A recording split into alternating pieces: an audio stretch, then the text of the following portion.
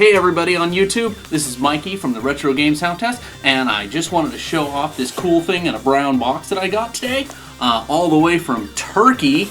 Yeah, Istanbul, Turkey. I hear they have really bad traffic there, so that's an interesting fact about Turkey you didn't know. Anyways, this is the Beharbros Toro, which is an output box for the Sega Dreamcast. Just really makes your output look real nice, especially if you have the Micomsoft XRGB Mini, as I do. So let's open this up right here on cam, because I'm excited to get into this and just see how much better the video output's going to be from over the composite. So I've got a knife here. Dude, these things are sharp. Be careful, but don't try this at home unless you're a professional like me. So let's open this up.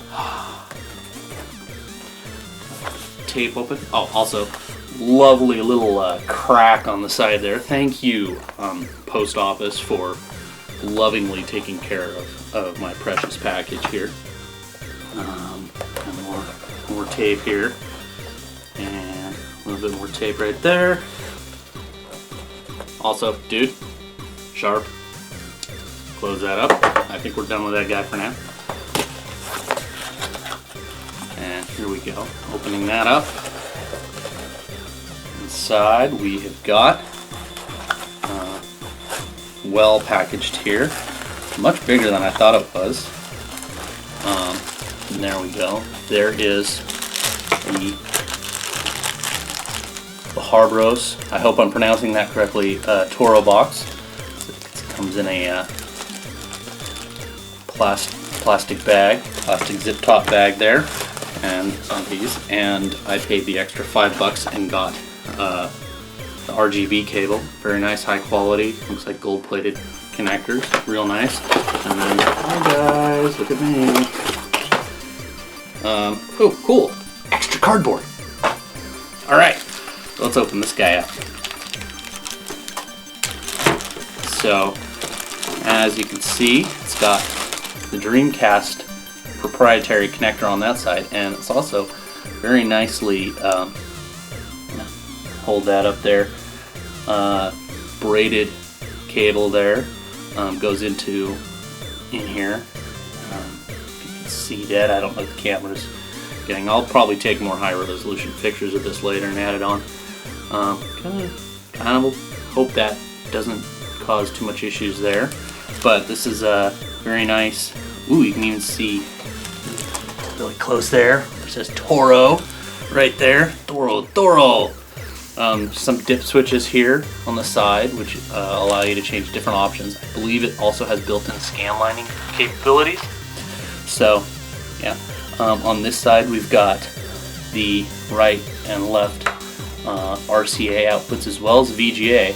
But everybody knows you can get VGA from a $5 cable from eBay. But you can also get, and this is the real trick, this is called a SCART connector, and this outputs RGB output from your Dreamcast. So, yeah, a real nice, solid looking piece of hardware here. Yeah, wow. And these are handmade in Turkey, so you have to order these, and it takes about several months to get. So yeah, I'm going to go ahead and plug this thing in and do a little bit of capturing and get a little off-camera action as well. So I'll see you guys in a minute. Before we get to the image test, let's look over the hardware a bit. I've added the labels for my own use, however there is a thorough manual available for download on the Beharbros.com website. With the top off, you can see the switch functions are clearly etched on the board. There is also an additional luminosity adjustment toggle switch. The Toro box also has a bright blue LED to indicate that it's in operation.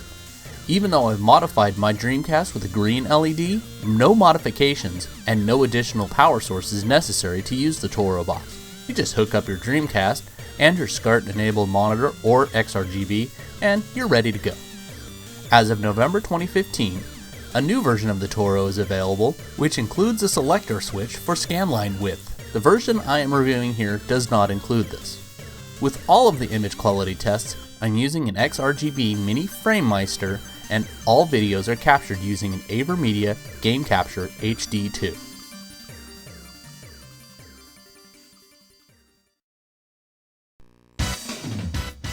So first, we're going to put Virtua Fighter 3 TB through its paces, comparing between the standard composite cables that the Dreamcast came equipped with and our new Toro box. Now, the image on the left is the old composite cable, while the image on the right is the output from the Toro box. Immediately, you'll notice how much clarity is gained with the Toro box. So there's so much detail loss, it's actually difficult to recognize Sarah's face in this scene. Who'd have thought she'd actually have a nose? Zooming in, notice the pixel shimmering in the AM2 logo. That simply isn't present with the RGB output. And the red text below the AM2 logo on the composite side just sort of smears together, while it's much clearer with the RGB output. So for VF3 TB, it's pretty obvious just how much better the Toro box is compared to the default Sega cables. But I'm still going to do a few more comparisons, just to be fair. Space Channel 5. So at first glance it looks pretty similar, right? But what's up with Ulala's navel? It looks infected or something. I'm not sure what Sega's designers were doing here, but this additional detail doesn't make an improvement. In fact, you can tell that the backgrounds in Space Channel 5 seem to be a lower resolution than the character models, which sort of breaks the immersion. In this case, this additional detail actually seems to make the game look worse. For Space Channel 5, where the characters are drawn onto pre-rendered moving backgrounds, the additional resolution looks inconsistent and does not make a huge improvement over OEM cables. But that shouldn't matter because it's always fun to watch Ulala dance.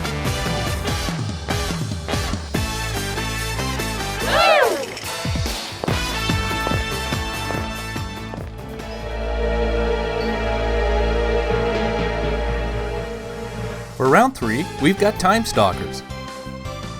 Now if by now the differences between composite and RGB output aren't readily obvious, then these tidbits from the opening scene of Time Stalkers should really seal the deal. As you can see, the text on the composite side is blurry, while the background details are washed out and muddy.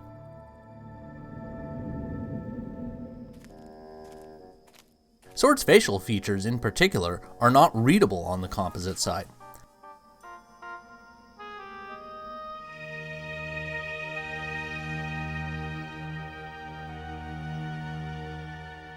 Time Stalkers was initially panned by critics because of its graphics, but I suspect those critics were saddled with composite cables that were responsible for uglying up the Dreamcast visuals. Without a doubt, the differences between two output methods are dramatic, and where much of the texture detail is lost completely, the Toro box brings this middling title to life by bringing out crisp details that would otherwise be lost.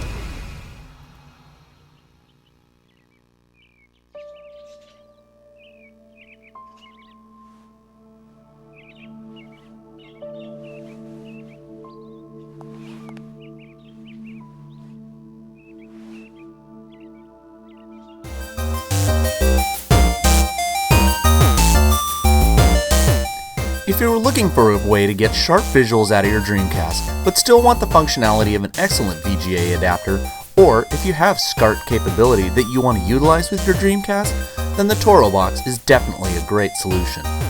I hope this video gives you enough information about whether or not the Toro box is right for your Dreamcast setup.